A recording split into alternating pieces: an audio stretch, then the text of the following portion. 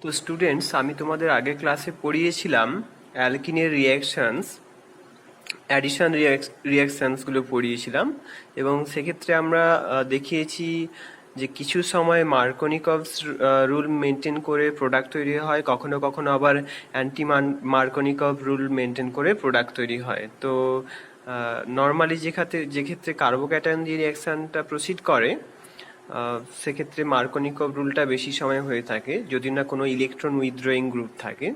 আবার পারক্সাইড এফেক্টে দেখেছিলাম যে পারক্সাইডের প্রেজেন্সে অ্যান্টি মার্কনিকভ প্রোডাক্ট তৈরি হয়ে থাকে। তো সেক্ষেত্রে আমরা ROOH এই পারক্সাইডটা ব্যবহার করে আর COR এই যে পারক্সাইডটার প্রেজেন্সে মেকানিজমটা আমরা দেখিয়েছি, HX অ্যাডিশনের মেকানিজমটা। তো আজকে আমি যেটা দেখাবো সেটা হচ্ছে অক্সিজেনের প্রেজেন্সে কিভাবে অ্যান্টি মার্কনিকভ অ্যাডিশনটা হয়ে থাকে অ্যালকিনের।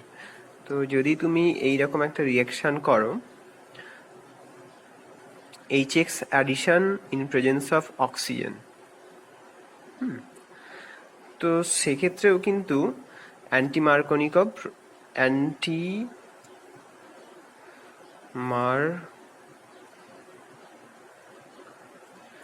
মার্কনিকভ প্রোডাক্ট ফর্মেশন হবে। তো সেটা কেমন হয়, একটা রিয়াকশন, প্রপার রিয়াকশন বলি।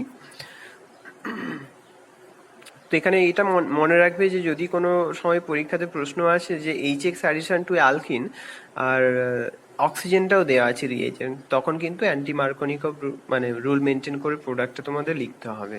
সেটা এইরকম ভাবে হয়, যদি ধরো তোমার CH3CH ডাবল বন্ড CH এই অ্যালকিনটা নিয়ে থাকো, আর তাতে অক্সিজেনের প্রেজেন্সে HBr দাও,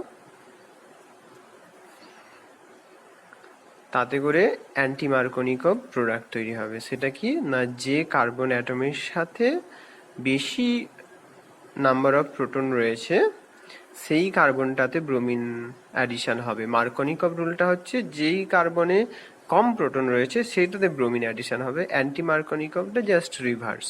ওকে, তো এই প্রোডাক্টটা তৈরি হবে। কিভাবে হয় রিয়াকশনের মেকানিজমটা বলি। এখানে ইনিশিয়েশনটাই ইম্পর্টেন্ট, তারপর প্রোপাগেশনটা আগের মেকানিজমটার মতোই। আমি ইনিশিয়েশনটা দেখিয়ে দিচ্ছি। তো অক্সিজেন, ঠিক আছে, অক্সিজেনটা কেমনভাবে থাকে, অক্সিজেনের হচ্ছে গ্রাউন্ড স্টেটটাই একটা ট্রিপলেট স্টেট। তো দুটো অক্সিজেনের উপর দুটো লোন পেয়ার রয়েছে, সিঙ্গেল ইলেকট্রন রয়েছে, লোন ইলেকট্রন। তো যখনই এরকম টাইপের একটা অ্যালকিন থাকবে এবং পাশে কার্বন, যে কার্বন আছে তাতে একটা প্রোটন হাইড্রোজেন অ্যাটাচ থাকবে অ্যাটলিস্ট, তখন এইরকম রিয়াকশনটা হয়ে যাবে H।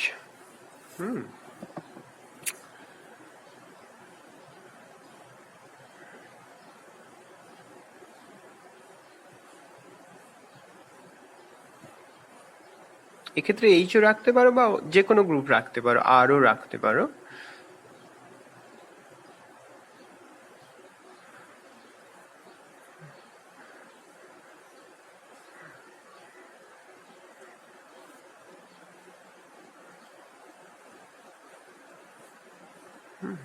এটাকে তুমি এটার উপর ফেলে দাও, এই বন্ডের উপর ডাইরেক্টলি, ডাবল বন্ড হবে ওখানটায়।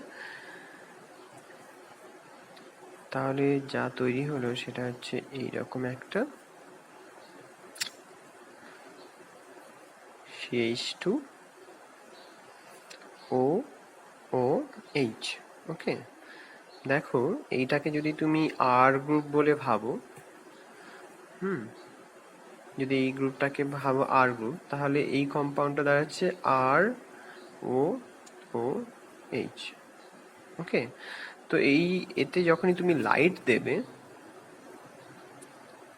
বা হিট দেবে, এরা খুব সহজেই এইরকম টাইপের র্যাডিক্যাল তৈরি করে নিতে পারবে।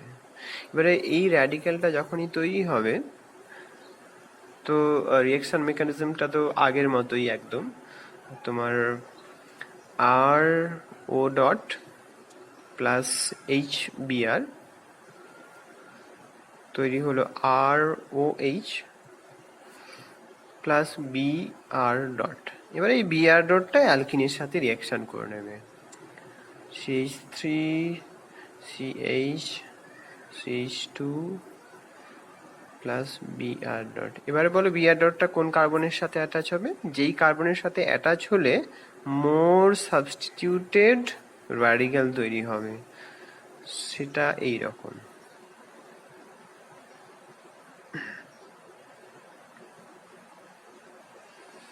তো এই র্যাডিক্যালটা, এই যে র্যাডিক্যালটা তৈরি হলো,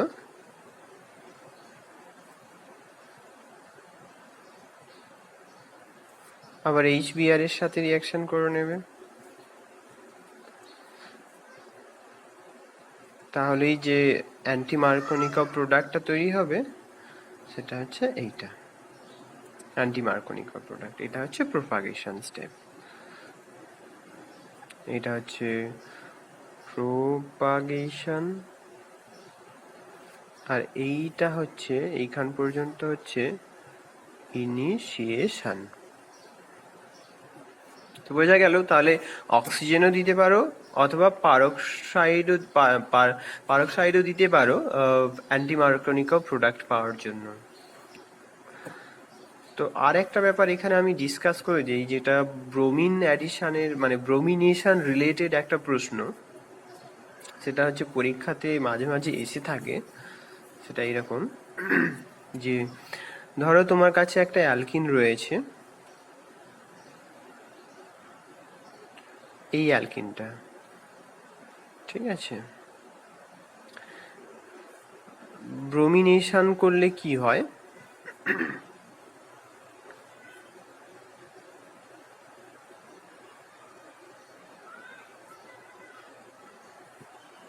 এই প্রোডাক্ট হয়। কিন্তু ব্রোমিনটা খুব রিয়াক্টিভ, তো খুব সহজে রিয়াকশন হয়ে যায়। তার জন্য এটা রুম টেম্পারেচারে যদি আমরা করি রিয়াকশনটা তৈরি হয়ে যায়। কিন্তু সমস্যাটা হচ্ছে যখন সিমিলার বেসিসে আমরা ক্লোরিনের সাথে রিয়াকশনটা করি না, তখন হাই টেম্পারেচারের প্রয়োজন হয়ে থাকে। 300 থেকে 400 ডিগ্রি সেন্টিগ্রেড না করলে রিয়াকশনটা ঠিকঠাক হয় না, ঠিক আছে। এবারে যখন আমরা এরকম টাইপের রিয়াকশন করি, সরি CH2, ভুল করছি, CH2 আর এখানে CH2Cl, তো এই টাইপের প্রোডাক্ট তৈরি হয়, মানে এখানে অ্যাডিশন প্রোডাক্টটা হয় না, অ্যাডিশন প্রোডাক্ট তৈরি হয় না। ক্লোরিনেশনের ক্ষেত্রে যখন আমরা হাই টেম্পারেচারে রিয়াকশনটা করছি, ক্লোরিনেশনে অ্যাডিশন প্রোডাক্টটা ওই রকম হয় না। যেমন করে ব্রোমিনের ক্ষেত্রে দুটো ব্রোমিন অ্যাড হয়ে যায়, সেক্ষেত্রে ক্লোরিনের ক্ষেত্রে এটা হয় না। কেন হয় না সেটার কারণটা একটু বুঝতে হবে ব্যাপারটা। যে দেখো, আমরা জানি কি একটা রিয়াকশন প্রসিড করার জন্য তার ফ্রি এনার্জি চেঞ্জটাকে নেগেটিভ হতে হবে। Delta G is equal to delta H minus T delta S, এইটা একটা নেগেটিভ টার্ম, ঠিক আছে। তো এই ডেল্টা এসটা অ্যাডিশন রিয়াকশনের ক্ষেত্রে, ক্লোরিন বলো বা ব্রোমিন বলো, অ্যাডিশন রিয়াকশনের ক্ষেত্রে কি হয়, পজিটিভ হয়ে যায়, কারণ নাম্বার অফ মলিকুলসটা কমে যায়। ওকে, নাম্বার অফ মলিকুলস যখন কমে যাবে, মানে স্টার্টিং মেটেরিয়ালে ধরো এই অ্যালকিন আর ব্রোমিন দুটো মলিকুল, কিন্তু ফাইনালি প্রোডাক্টে গিয়ে একটা মলিকুল হয়ে যাচ্ছে। তেমনই ক্লোরিনেশনের ক্ষেত্রেও প্রথমে দুটো মলিকুল ছিল, এইটা আর রিয়াক্ট্যান্ট হিসেবে ক্লোরিন, দুটো মলিকুল, কিন্তু সেটা আলটিমেটলি একটা মলিকুলে দাঁড়াচ্ছে। ওকে, তো সমস্যাটা ঘটছে কি, এই ডেল্টা এস তো নেগেটিভ, তাহলে এইটা নেগেটিভ যখন হয়ে যাবে, এখানে আরো একটা নেগেটিভ টার্ম আছে, তার মানে এটা এই সিচুয়েশনটা পজিটিভ হচ্ছে, এই টার্মটা পজিটিভ হয়ে যাচ্ছে, আর ডেল্টা এইচটা নেগেটিভ। এবারে যত তুমি টেম্পারেচারটা বাড়িয়ে বাড়িয়ে যাবে, টেম্পারেচার যত বাড়াবে এই পজিটিভ টার্মটা তত বেড়ে যাবে, কিন্তু এই নেগেটিভ চার্জটাকে যদি এই ডেল্টা এইচ নেগেটিভ টার্মটাকে একটা এমন টেম্পারেচার ইউজ করলে এই নেগেটিভ যে ডেল্টা এইচ সেটা এটা ওভারকাম করে দিল, তার মানে ওভারঅল ডেল্টা জির ভ্যালুটা পজিটিভ হয়ে যাবে। পজিটিভ হয়ে যাবে যখন, তখন আর ওই রিয়াকশনটা হবে না। পজিটিভ ডেল্টা জি মানে রিয়াকশনটা হবে না, ঠিক আছে। নেগেটিভ ডেল্টা জি হলে রিয়াকশন হবে, পজিটিভ ডেল্টা জি হলে রিয়াকশন হবে। তার জন্যই অ্যাট হাই টেম্পারেচার এই ক্লোরিনেশনের ক্ষেত্রে হাই টেম্পারেচারটা প্রয়োজন হচ্ছে। তো এই হাই টেম্পারেচারের ক্ষেত্রে এটা অনেক বেশি পজিটিভ, এটা অনেক বেশি পজিটিভ হওয়ার জন্য এই এই ডেল্টা জি যে একটা স্মল নেগেটিভ ছিল সেটাকে ওভারকাম করে দিয়ে ডেল্টা জি পজিটিভ হয়ে যাচ্ছে, এবং তার জন্যই ওই রকম অ্যাডিশন প্রোডাক্ট হয় না, এইরকম টাইপের একটা ক্লোরিনেশন প্রোডাক্ট হয়ে থাকে। এই ক্লোরিনেশনের মেকানিজমটা আমি বলে দিই।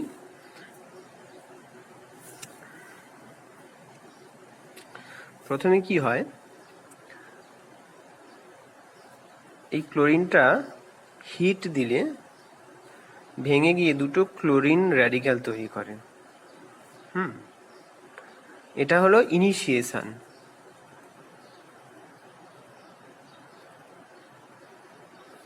এবার প্রোপাগেশন স্টেপে কেমন হবে, যখনই র্যাডিক্যাল রিয়াকশন হবে না, তখনই এরকম ইনিশিয়েশন, প্রোপাগেশন, টার্মিনেশন, এই তিনটে ডিফারেন্ট টাইপের জিনিসপত্রগুলো হয়ে থাকে। তো ইনিশিয়েশন আর প্রোপাগেশনটা ইম্পর্টেন্ট, সেই জন্য আমি মোস্টলি যখন র্যাডিক্যাল রিয়াকশন দেখাই মেকানিজমে ইনিশিয়েশন আর প্রোপাগেশনটাই দেখিয়ে থাকি। তো ফার্স্ট স্টেপে কি হবে,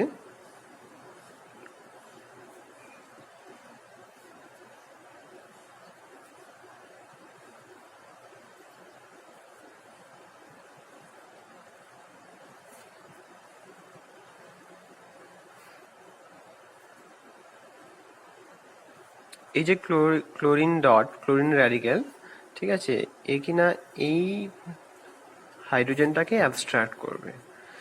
অ্যাবস্ট্রাক্ট করছে তার কারণ হচ্ছে যে র্যাডিক্যালটা তৈরি হলো সেই র্যাডিক্যালটা রেজোনেন্স দিয়ে স্টেবিলিটি পাচ্ছে।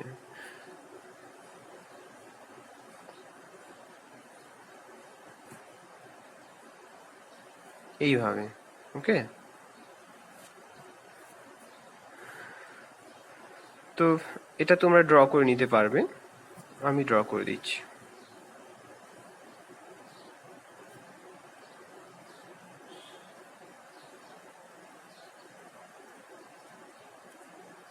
ওকে, তো সেকেন্ড স্টেপে কি হবে, এই যে র্যাডিক্যালটা আছে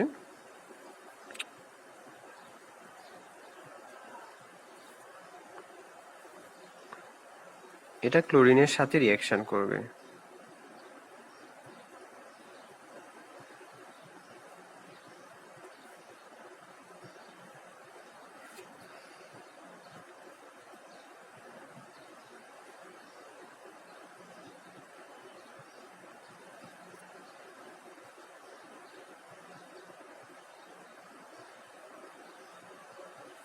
প্লাস ক্লোরিন ডট তৈরি হলো, এই ক্লোরিন ডটটা আবার ফার্দার ইউটিলাইজ হয়ে যাবে এখানে, ঠিক আছে। তো এইভাবে রিয়াকশনটা প্রসিড করে।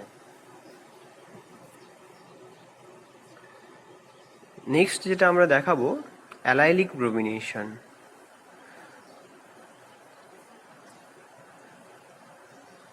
অ্যালকিনের রিয়াকশন একটা অ্যালাইলিক ব্রোমিনেশন।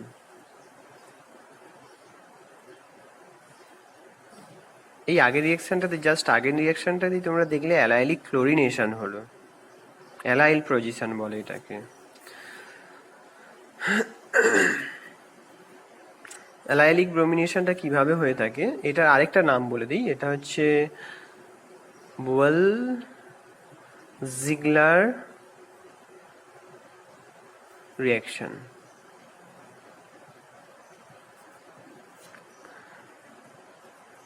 এই রিয়াকশনটা পড়ার আগে আমাদের একটা কম্পাউন্ডকে জেনে নিতে হবে, সেটা হচ্ছে এনবিএস বলা হয়, খুবই কমনলি ইউজড হয়ে থাকে ল্যাবরেটরিতে, এন ব্রোমো সাকসিনেমাইড।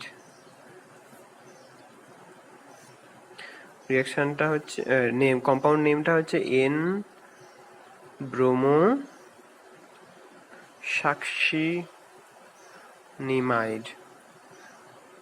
ওকে, এনবিএস বলা হয়, এনবিএস,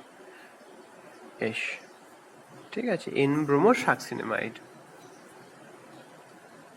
কি হয়, এই এনবিএসটা is used for bromination at the allylic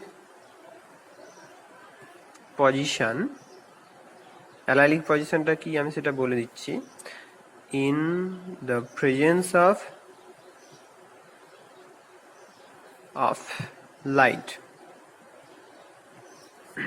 কোন পজিশনে ব্রোমিনেশন হবে? Allyl position. অ্যালাইল পজিশন মানে তোমার যদি এরকম একটা অ্যালকিন থাকে, এটা তো অ্যালকিন কার্বন, নেক্সট কার্বনটা হচ্ছে অ্যালাইল কার্বন।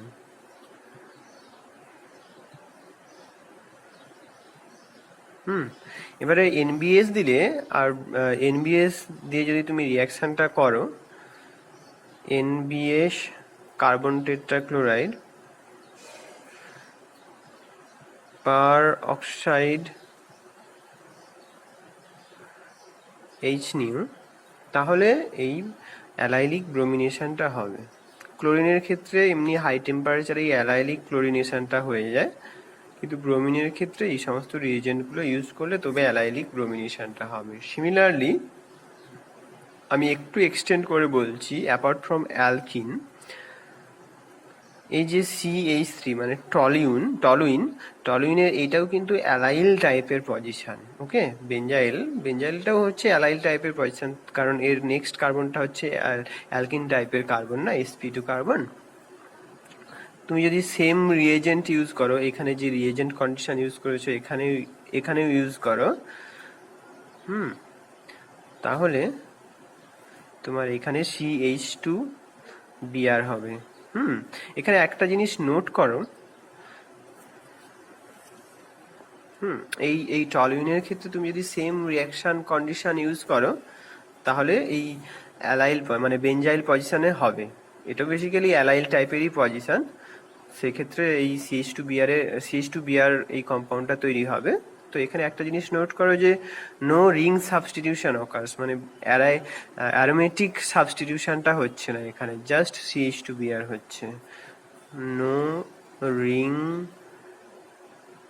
Substitution occurs. ওকে, তো রিঅ্যাকশনের মেকানিজমটা কি হবে?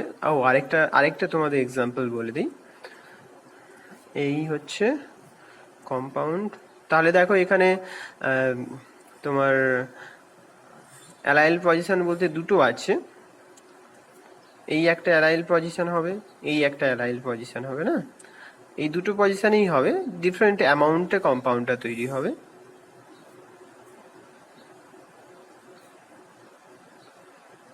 এরপরে আমি তোমাদের মেকানিজমটা দেখিয়ে দিচ্ছি।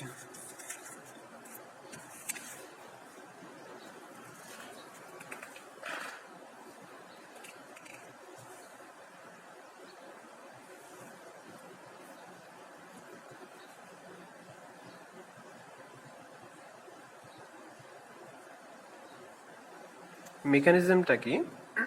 প্রথমে এনবিএস এরকম রিঅ্যাকশন করে,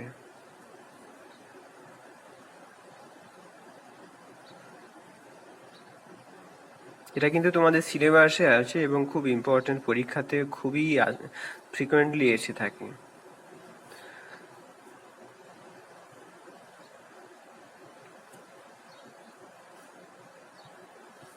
এটি নাইট্রোজেন H প্লাস ব্রোমিন, এইভাবে ব্রোমিনটা জেনারেট হয়। এবারে যেহেতু পারক্সাইডও আছে রিঅ্যাকশনটাতে, পারক্সাইড স্বাভাবিকভাবেই এরকমভাবে ভেঙে যায়, অনেকবার দেখে নিয়েছো।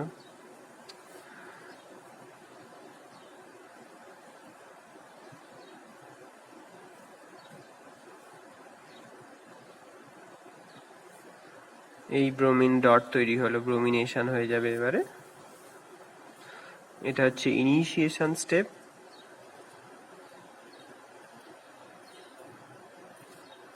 এবারে প্রোপাগেশন স্টেপ হবে, ওই ব্রোমিন রিএজেন্ট তৈরি হয়ে গেল, রিঅ্যাক্ট্যান্ট তৈরি হয়ে গেল, প্রোপাগেশন। কি হবে এখানে?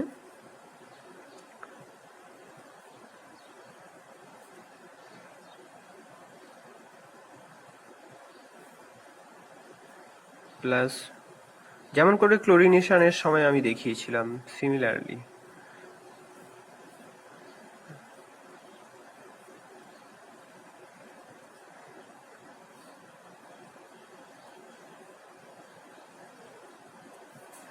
Plus HBr। ওকে, তো এক্ষেত্রে একটা জিনিস দেখা যাচ্ছে যে এই যে র্যাডিক্যালটা তৈরি হলো, এই র্যাডিক্যালটা অ্যাকচুয়ালি স্টেবিলাইজড হয় থ্রু রেজোনেন্স, তার জন্য এই পজিশনে র্যাডিক্যালটা তৈরি হলো। ওকে, এবারে সেকেন্ড স্টেপে কি হবে, এই যে র্যাডিক্যালটা তৈরি হলো ওই র্যাডিক্যালটাই আবার একটা কার্বনের আবার একটা ব্রোমিনের সাথে রিয়াকশন করে যাবে।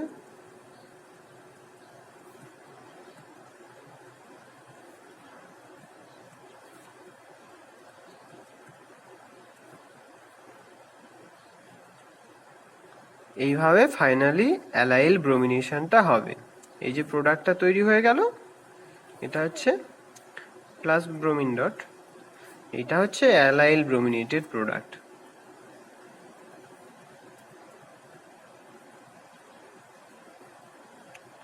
ওকে, কিন্তু আবার একটা টুইস্ট আছে গল্পে। টুইস্টটা এরকম যে যদি তুমি এনবিএসটাকে জলের প্রেজেন্সে রিয়াকশন করো বা অ্যাসিটিক অ্যাসিডের প্রেজেন্সে রিয়াকশন করো অ্যালকিনের সাথে, এই টুইস্টটাও অনেকের পছন্দ। আবার এনবিএস এ লোক মানে স্টুডেন্টরা সবসময় অ্যালাইল ব্রোমিনেশনের দিকে দৌড়ায়, কিন্তু যদি এরকম পরীক্ষাতে প্রশ্নটা আসে যে যদি তোমরা রিয়াকশনটা করছো এনবিএস এর প্রেজেন্সে, এনবিএস আর ওয়াটার, অথবা এনবিএস আর অ্যাসিটিক অ্যাসিড, ওকে, তাহলে কি হবে? এনবিএস দেখেই দৌড়বে না যে অ্যালাইল ব্রোমিনেশন হবে এখানে। তো এখানে যেটা হবে সেটা হচ্ছে একটা ব্রোমিন আর একটা OH তৈরি হবে। অথবা যদি অ্যাসিটিক অ্যাসিড দাও তাহলে কি হবে রিয়াকশনটা, একটা ব্রোমিন একটা OH, মানে অ্যাসিটেট, এই টাইপের প্রোডাক্টগুলো তৈরি হবে, কিন্তু অ্যালাইল ব্রোমিনেশনটা হবে না। ঠিক আছে, তো এখানে রিয়াকশনটা একটা আয়নিক পাথওয়ে ফলো করে।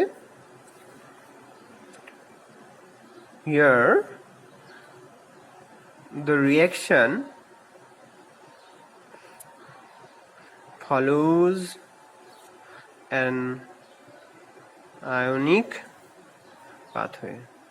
ব্যাপারটা কি হচ্ছে, এত এক্সেপশন বেসিক্যালি মানে যারা প্রশ্নপত্র সেট করে তাদের ক্ষেত্রে নর্মাল রিয়াকশনের ক্ষেত্রে এক্সেপশনাল রিয়াকশনগুলোই বেশি পছন্দ হয়ে থাকে। তো তার জন্য এই সমস্ত জিনিসগুলো অনেকটা বেশি আমাদের মনে রাখতে হবে। এক্সেপশনগুলো, নর্মাল জিনিসগুলো তো আমরা মনে রাখবই, তার সাথে এক্সেপশনগুলোও আমাদের মনে রাখতে হবে, কারণ ওগুলোই এক্সামিনেশনে যারা কোয়েশ্চেন সেট করে তাদের খুব পছন্দ।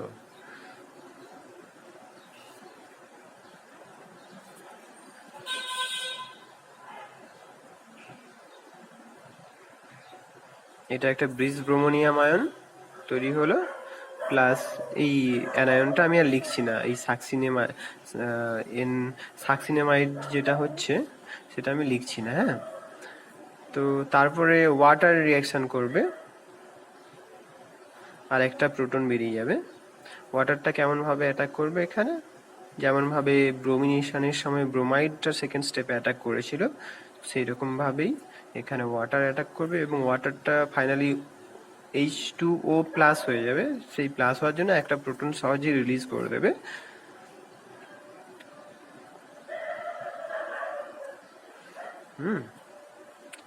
HO, এইভাবে রিয়াকশনটা ঘটবে। আর আচ্ছা লিখেই দিই এটা এনবিএসটা কেমন ভাবে হয়। প্লাস এটার সাথে যেটা তৈরি হবে এনবিএস অ্যানায়নটা তৈরি হবে।